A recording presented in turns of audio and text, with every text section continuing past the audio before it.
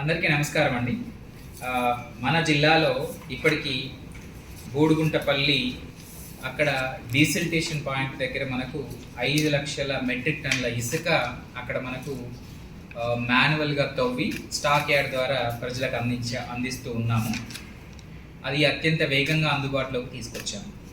అక్కడ వచ్చేసి ఇసుక ఉచితం, ఇసుకకు ఒక్క పైసా కూడా మనం గవర్నమెంట్ కట్టట్లేదు. అయితే అక్కడ మాన్యువల్గా మనుషులు తవ్వడం, ట్రాక్టర్ నింపడము, దాని తర్వాత అక్కడి నుంచి స్టాక్ యార్డ్ వరకు దాన్ని రవాణా చేయడము, అక్కడ అన్లోడ్ చేయడము, తర్వాత బయట నుంచి వచ్చిన వెహికల్స్లోకి లోడ్ చేయడము, ఇతరత్ర మరియు డిఎంఎఫ్, జిఎస్టీ అవన్నీ కలిపి మనము 307 రూపాయలు ఒక టన్ను ఇసుక నిర్వహణ ఖర్చుగా మనం నిర్ధారించడం జరిగింది. స్టార్టింగ్లో మనం 328 పెట్టాము, కానీ అప్పుడు స్టేట్ గవర్నమెంట్ వచ్చేసి ఆనరబుల్ సీఎం గారు రివ్యూ చేసి డబుల్ ట్యాక్స్ పడుతుందనేది దాన్ని సరిచేసి 307 తీసుకురావడం జరిగింది. అంటే మన జిల్లాలో ఒక టన్ను నిర్వహణ ఖర్చు కేవలం 307 రూపాయలు. మనం రాష్ట్రంలోనే అతి తక్కువ మొత్తంలో మనం దీన్ని తీసుకొచ్చాము.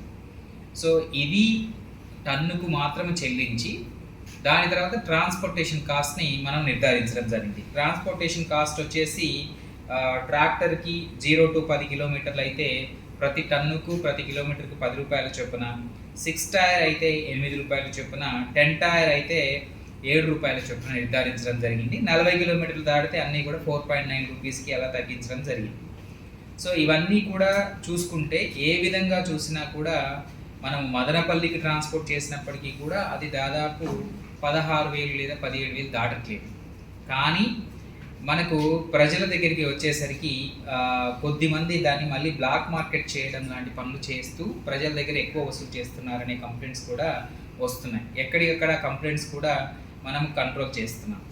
సో ప్రజలందరూ గుర్తుంచుకోవాల్సింది ఏంటంటే సోమవారం నుంచి శనివారం వరకు ఏదైతే క్వాంటిటీ ఓపెన్ చేస్తామో యాప్ ద్వారా లేదా సచివాలయం ద్వారా మీరు అంతకు ముందు రోజు శనివారం ఆదివారం రోజే మీరు అది ఓపెన్ అవుతుంది. ఓపెన్ అయిన వెంటనే మీరు దాన్ని బుక్ చేసుకోవాల్సి ఉంటుంది. సో అది బుక్ చేసుకొని ఫస్ట్ కమ్ ఫస్ట్ సర్వీస్లో అది బుక్ చేసుకోవాల్సి వస్తుంది. మనకు బోడుగుంటపల్లిలో రోజుకు మనం గతంలో 4,000 మెట్రిక్ టన్నుల ఇసుకను బయటికి పంపించే వాళ్ళము. ఇప్పుడు రోడ్డు కాస్త దాన్ని డబుల్ రోడ్ చేసుకున్నాము. దానివల్ల ఏమవుతుందంటే 6,000కు పెంచాము.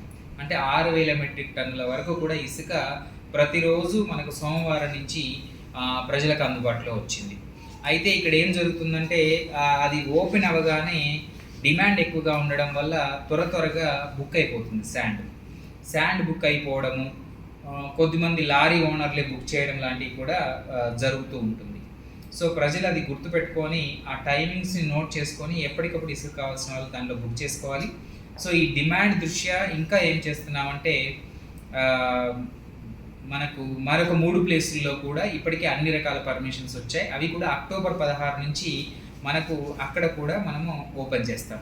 తద్వారా ఆ 3 పాయింట్లలో 1,10,000 మెట్రిక్ టన్నుల ఇసుక అందుబాటులోకి వచ్చేస్తుంది. రోజుకు 3,000 టన్నుల వరకు కూడా అక్కడ మనం ఇవ్వగలుగుతాం. అదితో పాటు ఇంకొక 2 స్టాక్ పాయింట్లు అదొక 75,000 వరకు మెట్రిక్ టన్నులు అందుబాటులో ఉంది. దానికి సంబంధించిన ఇంకొక 2 పర్మిషన్స్ రావాల్సి ఉంది. అది ట్రాక్ చేస్తూ ఉన్నాము. ఈరోజు టెండర్ కూడా వెళ్తున్నాము ఆ 3 పాయింట్లకు సంబంధించి.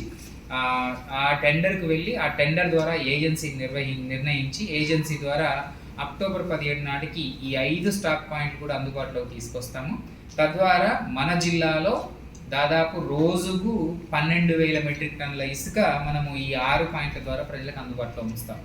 కాబట్టి ప్రజలెవరూ కూడా ఈ మధ్యవర్తుల ద్వారా ఇసుక ఎవరు తీసుకోవద్దని, దయచేసి యాప్ ద్వారా కానీ సచివాలయం స్టాఫ్ ద్వారా కానీ మీరు అవి బుక్ చేసుకుంటే అతి తక్కువ ధరకి మనకు లభిస్తుంది. ట్రాన్స్పోర్టేషన్ కాస్ట్ ఒకటి మీరు పే చేయాల్సి ఉంటుంది, లేదా గవర్నమెంట్ వెహికల్ని బుక్ చేసుకుంటే గవర్నమెంట్ రేట్ ప్రకారం చేయాలి. అయితే గవర్నమెంట్ వెహికల్ని బుక్ చేసుకునేటప్పుడు దయచేసి మీరు ఎక్కడైతే లొకేషన్లో మీరు డ్రాప్ చేయాలనుకుంటున్నారో ఇసుకను ఆ లొకేషన్ మాత్రమే అందులో రాయాలి. సో చాలామంది కొద్దిమంది దానిని రాయచోటి అని రాసేసి రాయచోటి ఆయన బుక్ చేసిన పాయింట్ రాయచోటినే డెలివరీ పాయింట్గా రాస్తూ నాకు వచ్చేసి అక్కడ గాలివీడ్లో వచ్చి అన్లోడ్ చేయమని అడుగుతున్నారు అనేది ఒకటి కూడా తెలుస్తుంది. సో ప్రజలందరూ కూడా యాప్లో ఫిల్ చేసేటప్పుడు దయచేసి లొకేషన్ ఆఫ్ డెలివరీని మాత్రమే మీరు అక్కడ రాయాల్సి ఉంటుంది.